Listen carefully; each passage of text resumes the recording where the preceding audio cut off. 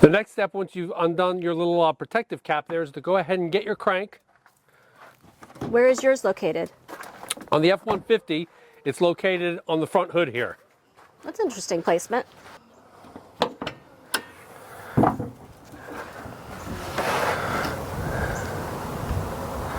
Can you find it? It's not located on the front hood.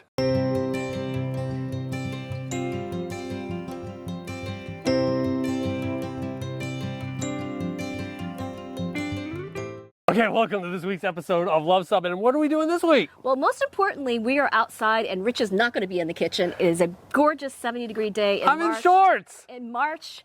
And so we're going to be talking about a new product from Air Gear called the EasyAir. Yeah, so now is the time to start getting ready for spring, doing some of those maintenance items, but more importantly, making things better. And we haven't heard back from Airstream yet. It's been 2 months. Yeah. But we're trusting that they're getting things done. It'll be wonderful. Yep. But we're going to go ahead and start getting things ready for our trip to go pick her up. Yep. All right, well, let's go ahead and think about the Air Gear product and how we came about getting it. Okay. So I think we got it last year. Yep. And it was a prototype at that point, and they sent it to us so that we could test it out and make some recommendations. Yeah, I think they sent it to a few other content creators, and this was their prototype version, and we loved it. We put it on the Airstream. You can see where we installed it here. I even added an item to my checklist to make sure that I'm checking my spare tire pressure all the time. You know, usually I do it like at the beginning of the season, really. So let's talk about what this does. Yes. So a lot of you might be thinking when you think about the Air Gear and the EasyAir is, well, I'll just use a tire pressure monitoring system. And that's definitely doable. Right. The thing with this that makes it so beautiful is that you can actually inflate your tire once you realize that there's low pressure. The tire pressure monitoring system will tell you they're low. Right. And then you have to go ahead and bring that spare tire down. In the Airstream, it is a bear. It's not an easy access point for it, and it's a lot better than a tire pressure monitor. Like he said, that you can not only test the pressure, but you can also fill it up at the same time. Yes. So we're going to be basically doing 3 things in this video that I think will be of value to you. 1, we're going to lower the spare tire so that we can install the EasyAir. But believe me, lowering a spare tire on a pickup truck isn't the most intuitive thing in the world. This is not something you want to be learning when you're on the side of the highway and you get a flat tire.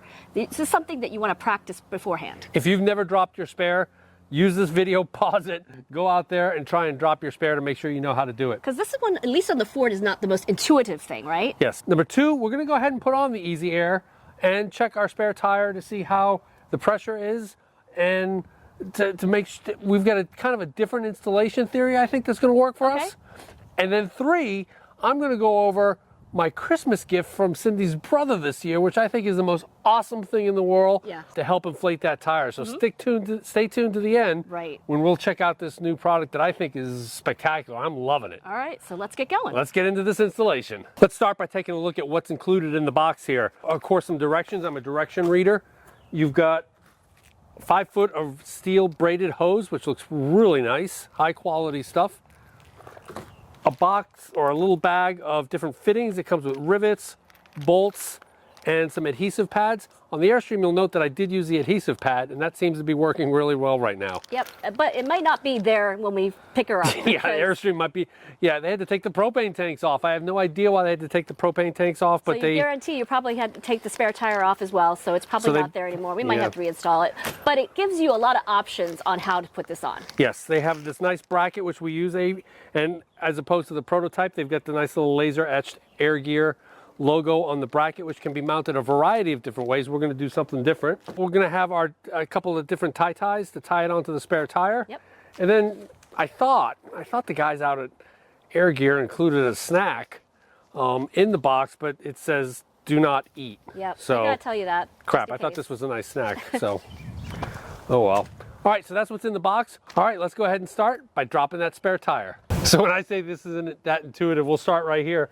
You know, in order to get to the crank, I was like, what the heck is this? Literally, when I bought the truck, I had to ask our salesperson, like, what is this? And he described it's where your spare tire crank goes. So I guess people are stealing spare tires. They don't have gas locks anymore like they used to in the 70s, but they have it for the spare tire. Oh, and by the way, you'll have to excuse the dirty condition of the Luv truck. It is mud season. It is mud season here in Vermont now, and our road is destroyed. Yep, you can take a look at the, we'll take a look at the road and see how the road is, and whether we can get the Airstream back up into the driveway is questionable at the point. Yeah, so anyway, the process starts with you taking your key,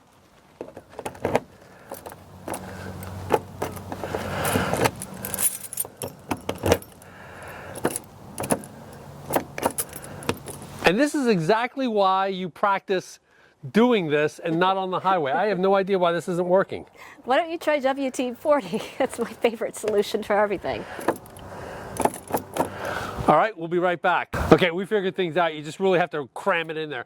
And this is probably because I haven't done this in years. Well, probably a year, last spring. But yeah, you really have to crank it in there, turn it, and then this little guy comes off, giving you access to your crank. Okay, good job. While we've got it out too, we're gonna go ahead and put some lock lubricant, some dry graphite lock lubricant into this to ensure that doesn't happen again. That's a maintenance tip that I've forgotten about. We're gonna add it to our maintenance list. Good one. So if you haven't checked out our spring maintenance checklist, you can do so at luvsubbin.com/checklist. But this is why we think our spring maintenance checklist is the best in the business. Anywhere, bar none, is that we include stuff like this. Now, lubricating the Airstream door locks is one of the items on the list, but we're gonna add this one. Yeah, it's a spare tire one that you probably don't use very often, hopefully. So I'm gonna put that, this is 3-in-1 dry lube for the lock, so we'll put that in like that. We'll take our key, go ahead and work that puppy in. All right, new maintenance step, I love it. So the next step is to get your crank out. And you know, this could be a problem for us because you know, we load a lot of stuff here on the back seat when we're traveling, but we'd have to take it out. So you pull your seat forward. This is why it's a good idea to test this procedure out before you're on the highway.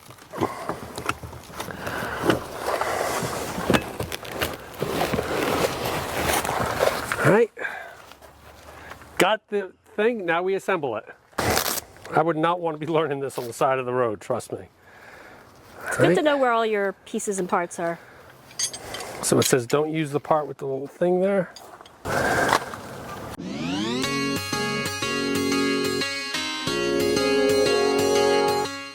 So through the magic of editing, I'm literally having to go back to my manual because I've forgotten how to do this. And it's, you have to actually get this thing inserted. There's like a little guide. And so you have to get it just right through that little guide. Insert it, feel it catch the nut, and then supposedly you can start lowering it.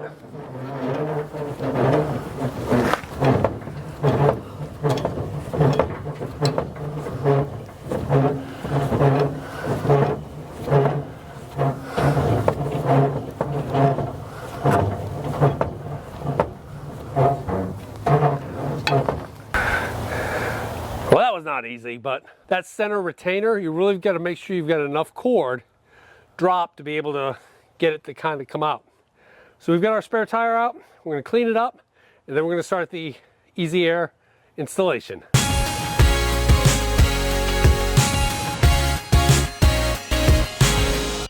That's why it's good to take it out once a year and clean it up. That's a lot of dust. Just to inspect it as well to make sure it's not completely rusted out. You know, I consider a spare tire to be a short-term thing. So this is actually the tire that came with the truck. Even though I've replaced all 4 tires on the truck, it's the same size and everything, but it's still from 2018. But for me, it'll be good enough just to get me to where I need to be. Yep. So the assembly of the EasyAir is really simple. You start by removing the little silver cap here, which will look nice when it's installed. And you go ahead and put this on. They say to screw it finger tight, so we'll do that. Now we're going to install this end onto the tire. Cindy was asking what this sticker is, and I assume that's for Ford, the folks at Ford building this thing, to make sure that they know that this is the spare tire. Don't put this on the nice expensive new truck. All right, that's going to go on there. And then we're going to go ahead and use some of our ties to tie this around. But before we do that, we're going to move this under the truck, because the most important thing about installing your EasyAir is to make sure that you can lower the wheel once you've installed it. Okay, so we don't want to do anything that's going to cause it to hang up and make it even more difficult than it was to begin with. Good point. And this is just the test fit. Yeah, this is just a test fit. My goal is to actually drill a hole here in this plastic bumper, right about here, to install this end versus using the bracket, because it's not really a good place to use the bracket. Now, Air Gear is very clear that you should never, and they're very correct, drill into your hitch mechanism, your hitch bracket, your receivers, anything like that. But this plastic with the bumper, I think that'll be a good solution. All right, so we're just going to do a test fit and see how much we need to leave so that we can get the spare tire down. Yep. All right, so I'll just use the tie to secure. Right now, I'm just going to use this one. And we're going to test fit it. Test fit that, yeah. So after the test fit, I think we're going to maybe hook it again on another one. Yeah, I think we're going to settle on two. We put this here, kind of sort of to simulate where it would be going. Down there, and it looks like it can completely stay down. And still have enough room? Yep. All right. Good job. Yep. So what are we doing next? So before we raise the wheel up all the way, I'm going to drill a pilot hole right about here from the inside, because there's some bracketing that I don't want to hit, that's steel. So I'm going to go ahead and drill that pilot hole, and then we'll go ahead and raise her up. Okay, so you're going to take that drill and come in from the inside. From the inside, yeah, so that I have it. Yep. That'll be interesting. Go ahead and do that.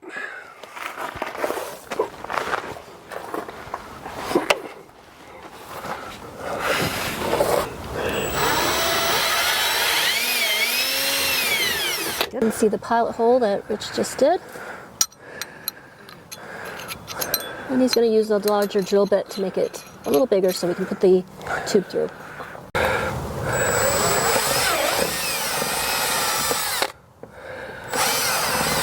All right, that hole is the same size as the Air Gear hole, so that should work. Okay. All right, so I'm reading the instructions here. We've got the spare tire up, and it appears that the next step, step 5, is to take any excess cord you have and apply a layer of chain socks to them to make them look even better. How cool would that be? You put that right on like that? Make the, well, actually, yeah, so Air Gear, if you're freaking out, it doesn't say that. I'm just joking. But chain socks are a great way to make that otherwise boring safety item on your trailer look nice and super snazzy. Your chains should never bottom out. They should always be in an X, but if they do, chain socks will avoid causing a spark and maybe even starting a fire. So you can get your chain socks at www.luvsubbin.com. Put them on your chains, but don't put them on your EasyAir. No. So what we're going to do now is we're going to feed the braided line here, put the rest of this into this tire, and feed this to that hose, and then secure with a flat washer, a lock washer, and the nut. Okay. Need me to grab something? I got it. Okay, is that all? Yep, you got it. You got it. See it?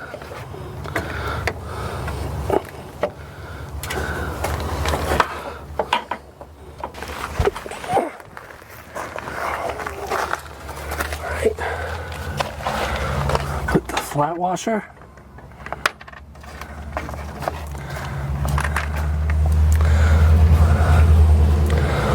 Lock washer. The nut. And that should keep it in place even when you take the cap off. Yep. So let's see what they recommend here. They say, do not tighten so much that the copper spring washer is flattened. Okay. All right, so we'll just tighten that guy up a little bit. Maybe give him a twister turn.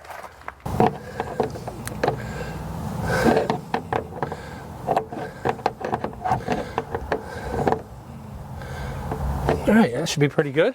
Awesome. That's look great. So I'm going to put this sweet little cap on. That looks great. Put our spare tire lock back on.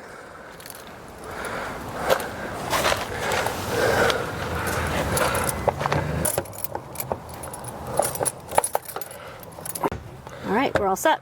All right, let's go on to the next part of this video.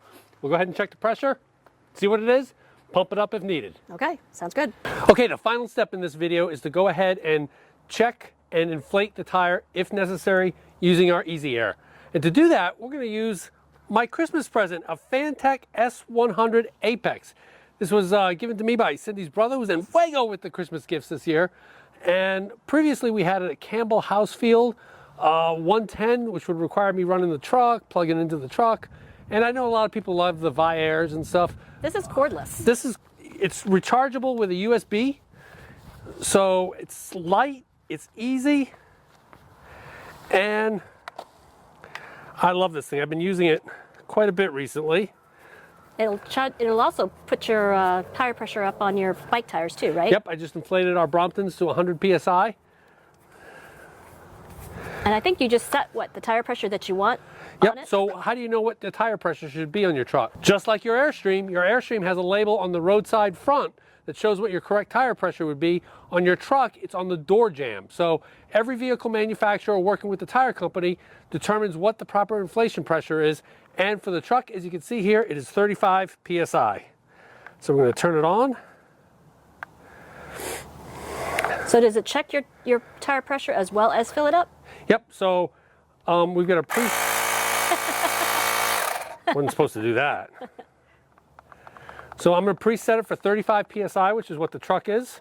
It's a great temperature to do it. It's 70 degrees, so I don't have to worry about temperature fluctuation. All right, well, it screws in, which is nice, so you're not applying a huge amount of pressure. Okay, and as you can see here, it says 21 PSI is the pressure of the tire. Okay. So we're just going to go ahead and press the bouton.